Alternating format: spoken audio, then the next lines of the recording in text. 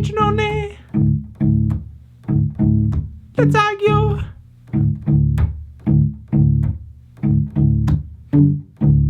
Pigeonone, let's argue.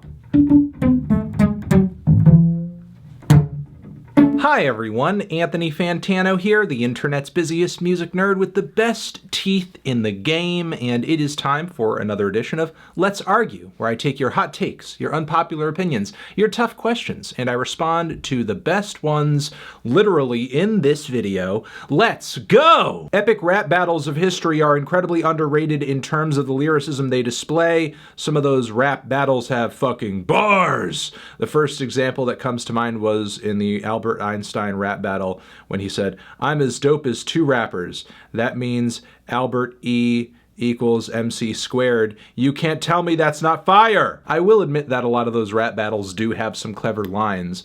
I mean, you kind of have to if you're doing things like embodying a historical figure and you're trying to come up with rhymes that would be exactly from their perspective. You do have to kind of care about historical context and background and information and do research and be able to sew all of that together into a verse. However, you know, the reason it's underrated is that at the end of the day, it's all a bit novelty. So because it's novelty, because it's satire, because it's comedy, which is often overlooked in music, not taken as serious art a lot of the time, which is kind of weird. People look at comedies in cinema and take that pretty seriously when it's done well. But then when it comes to comedy in music, you have to be a musical fucking genius on the level of Frank Zappa to actually inject an incredible amount of humor into what you do, but also get a super huge amount of respect. When in reality, Weird Al is better than the Beatles.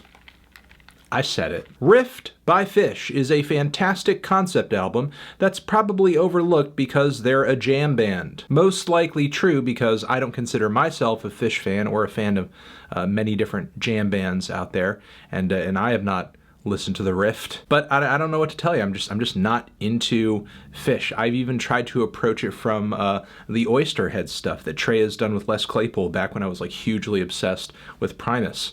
And even Les's stuff that trends more in that direction, I just don't care for either. I can't say that when I hear the words jam band that my sphincter closes up and I'm like, no, I will never listen to jam band. But when I hear music that tends to go in that direction, I just don't care for it all that much. Yeah. Every Bad Religion song is the same. I don't know if I would go as far as to say every song that they have is the same. However, I do feel like Bad Religion, the kind of shouted, kind of melodic vocals and the guitar lines on a lot of their tracks are very samey. However, you know, there are a lot of Minor Threat songs that sound pretty samey.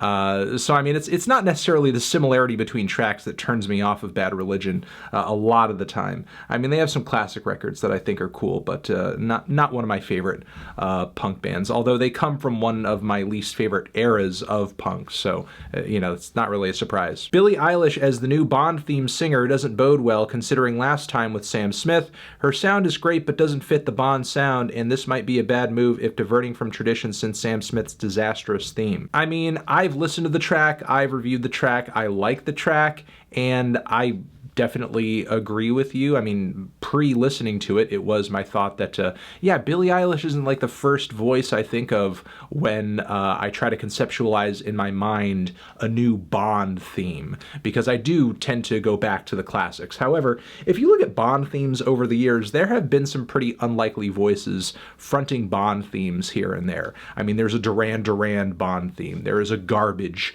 Bond theme. So it's not like Bond themes haven't tried to do what they can to keep up with the times, as it were, over the years. And personally, after having heard the track, I like it. I think it's a good mix of the traditional elements that you expect out of a Bond theme and Billie's style. And I think it's produced really well so that even though she doesn't sing in a very showy, flashy way, it still sounds larger than life. It still sounds cinematic. It still sounds dramatic. And yeah, I mean, I dug it. again, it was very unlikely to have this pairing occur, and I think we got the best of both worlds. I would like to know if there is any reason I've never seen you talk about The Residents. They are easily one of the best examples of anonymity in music and have consistently put out unique projects for the past 5 decades. Well, I guess I haven't talked about them as of late because I don't find their newest material all that compelling. I haven't done a classic review of their older stuff. I do like records like Duck Stab. I like the band's approach. I think they're very absurd, experimental, out there. They have been a huge influence to groups that are very close to my heart, like Primus. I know a long time ago on the Fantano channel, we did a video on anonymity in music, but I don't think I talked about them, although the point of the video wasn't to list out every relevant anonymous artist anyway. But yeah, I guess I don't really have an excuse outside of that I just haven't reviewed any of their latest stuff. Every once in a while, I guess they will come up if I feel like a comparison is apt and makes sense. Although Residents aren't really a group that I think their influence resonates in a lot of modern music in a very obvious way anyway. Kamasi Washington's album The Epic is really good, but it isn't the only possible choice for best jazz album of the decade, since we have all these other artists that have released innovative and interesting jazz music to match or arguably surpass the innovations of Kamasi Washington. Obviously, I think The Epic is the jazz record of the decade, mostly because of the fantastic playing, the grandiosity of it all, the amount of styles and everything covered. It's gorgeous. It is mind-blowing at points, although I wouldn't say it's the most groundbreaking jazz album of the decade. There are some cool fusions on there, but it's not like the most experimental thing I've ever heard. I will agree. I mean, there are some ideas and recordings that Shabaka has put out, as well as that Wayne Shorter record, that are a bit more out there than a lot of stuff on The Epic. However, I still find myself gravitating to The Epic more, honestly. LCD Sound System's music, while great, is only good for dancing if you want to dance on your own. Their songs are either too melancholic or take too long to build up, so that if you put LCD Sound System on at a party, people will get bored before the song gets interesting. I think this is only the case for certain songs and certain records. Sound of Silver, for example, is filled with bangers that get right to the point. You don't have to wait that long for Us v Them to start rockin'. There are some tracks off the debut. There are a few tracks off of This Is Happening that I think could work well in a party context. But even some of those songs that you were talking about in this thing over here about, they take too long, they're too melancholic. If you're going to bring LCD Sound System into a party, I feel like you really got to DJ that shit to work it in. You can't just like drop the track from the start and just have it go there. You gotta be going into the Serato, you gotta mix the BPMs, you gotta freaking get right in there when the beat drops and just carry it on from there. And yeah, I think that's the most ideal way to work LCD Sound System into a party. I think that's probably the most authentic way as well, given the band and James' history and love of just DJing in general. You should re-review the Black Mirror episode Hang the DJ because you completely missed the point in your review. You said the moral is to blindly trust the program, but it's literally the exact opposite. I forget everything I said in my review of that episode, but what has stuck with me in that episode is just how annoying and stupid the acting is in that episode, and just the pacing of the relationship, and how tediously the both of them are, I guess, moving through these other lovers. I just thought it was a corny story. But look, no matter how annoying I think some elements of that episode are, nothing in any Black Mirror episode ever, from here until the end of time, will be fucking dumber than Guinea Pig Memories. Guinea Pig Memories! Our friend Pretzels here is asking me about my past Classics Week and what happened to my planned Velocity Design Comfort review from Sweet Trip. It just didn't end up panning out. I was planning on reviewing it, but then the next list week and the fact that I did want to re-review My Beautiful Dark Twisted Fantasy for the 2 million subscriber mark kind of got in my way. And I didn't want to add another classic record onto my plate because I do have a tendency to put too much on my plate anyway. Truth be told, this moment in my life was a bit of a dark one, coming off of List Week, coming off of Classics Week, coming off the holidays, and then going into very soon another week of lists, and then making myself even more anxious thinking of some of the early year albums that I would have to catch up with once I got back to that, because I had to cover the Stormzy, and it was just driving me insane. And I knew in order to get the decade lists out on time, I needed a bit of space to just work on that, and another classic review, throwing that onto the pile, would have made that impossible. And it was already hard enough getting those videos out as flawlessly as we did. There were a few oversights ultimately.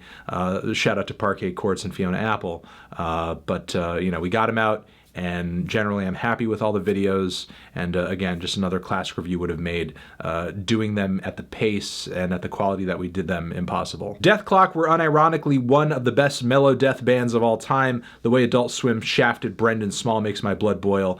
I'm not sure exactly of how the whole falling out between both of them transpired, and why the show didn't continue on, because it was genuinely a very entertaining show. Some of the musical moments I thought were just okay, but I mean, Dethklok, that album they put out, did have some sick death metal songs on it. And honestly, it's rare that you get a piece of mainstream media that is just such a great celebration of metal culture, metal humor. And now that the show is gone, that void is just there. So while I personally miss it more for just the entertainment value of the show than I do the music, I still miss it. I still wish it was here. What's your favorite vegan alternative to milk, and why is it oat milk? It's actually almond milk, although I will say I haven't had a whole lot of plant-based milks outside of almond milk. I've never cared for soy milk. I have had walnut milk before, and that's okay. I've had cashew milk and coconut milk, and those are both fine, but I still prefer the smooth and very even taste of almond milk. I admit, I've actually not tried oat milk. Not that I'm afraid to, but I just haven't really been all that curious. Maybe based off of this comment, I will give it a shot. I will give it a try, and maybe on Twitter I will update you. Dance tracks like Futsal Shuffle are a double-edged sword in that they give an artist a hot moment in the mainstream culture, but risk pigeonholing them as a novelty act, or at least the one with the dance. I would say this is true of artists that don't have songs that aren't oriented around a dance or a certain dance. Meanwhile, Uzi does have a growing catalog of music that has nothing to do with some kind of novelty dance or whatever, so I wouldn't really worry about that too much in regards to him. However, the double-edged sword in this case is that the song is only as hot as the dance is for that period of time. I mean, once people stop caring about the dance or doing the dance or wanting to do the dance, nobody wants to hear the song. William Basinski's The Disintegration Loops, as nice as they are, get overhyped because of the story behind it. Because of this, albums such as Melancholia get overlooked. Well, I won't deny that that's true, but goddamn, how else are you going to get people to listen to The Disintegration Loops? I mean, come on, it's not something most people would listen to for pleasure or casually, without some kind of incentive. And not to say the Disintegration Loops are bad. They're certainly not. But, it is very concept-based, very process-based, and it's oriented around a very specific kind of uniform sound, and that's not going to be up everyone's alley. You need a bit of marketing sometimes to get people excited to try something out that would normally be outside of their comfort zone. So I don't know, if it gets people listening to some drone or some ambient or some experimental music, that's great. That's fine. Nothing wrong with that. Hopefully from there they just go on to listen to some other artists in those fields, though. Because who wants to be that poser who the only minimalist tape album they listen to is the Disintegration Loops?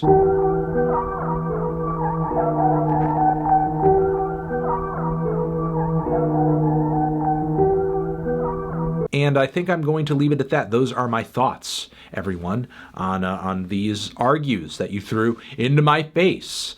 Thank you very much for watching this patron-only Let's Argue. Very happy to have you guys on the page, getting involved, leaving hot takes and stuff, and continuing to support us through this page. That's amazing. That's awesome. Tell your friends. Thank you very much. And keep enjoying the bonus content. You're wonderful, sexy, lovely, moi, Anthony Fantano.